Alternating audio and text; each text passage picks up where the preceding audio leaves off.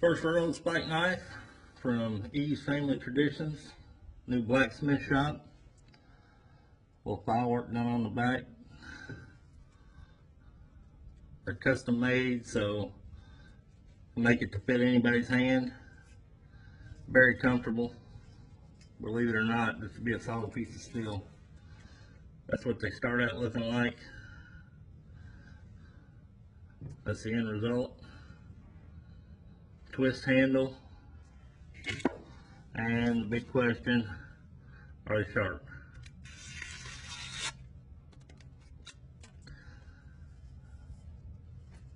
Let me know if you're looking for one. Hit me up. Thank you.